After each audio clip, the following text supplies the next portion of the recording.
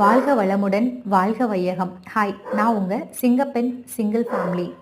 நானும் என் குழந்தைங்களும் இப்போ ட்ரெயினில் போயிட்டுருக்கோம். எங்கே போகிறோன்னா, திருத்தணி முருகன் கோவிலுக்கு போகலாம் அப்படின்னு சொல்லிட்டு போயிட்டுருக்கோம். அவங்க ட்ரெயினில் போகிறது ரொம்ப பிடிக்கும். ரொம்ப ஹாப்பியாக இருந்தாங்க பாப்பா.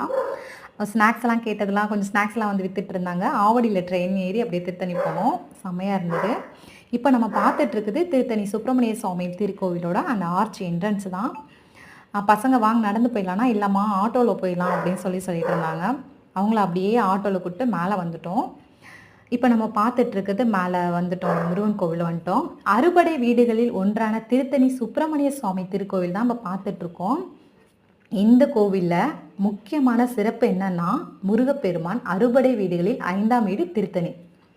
இங்கு முருகன் அமர்ந்த நிலையில் அருணகிரியால் திருச்செந்தூரில் சூரனை வதம் செய்துவிட்டு இங்கு வந்து அமர்ந்து கோபம் தணிந்த தலம் தான் திருத்தணி.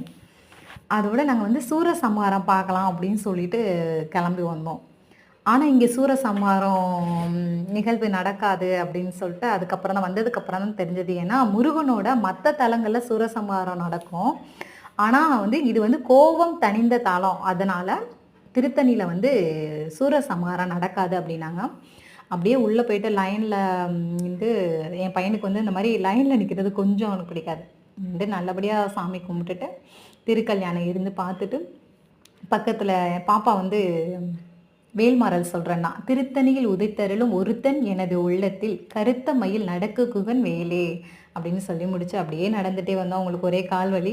கொஞ்சம் நேரம் டயர்டாயம்மா தண்ணி குடிக்கிறமான்னு தண்ணி குடிச்சாங்க. ஏன்னா 100 ருபீஸ் கேட்டாங்க, ஆட்டோவுக்கு வேணான்னு சொல்லிட்டு வந்துட்டோம். அப்படியே அவங்களுக்கு பிடிச்ச கொடை 110 ருபீஸ் சொன்னாங்க. பிடிச்சது அப்படியே வாங்கி கொடுத்துட்டு நல்லபடியாக முருகனோட தரிசனம் கிடச்சிது.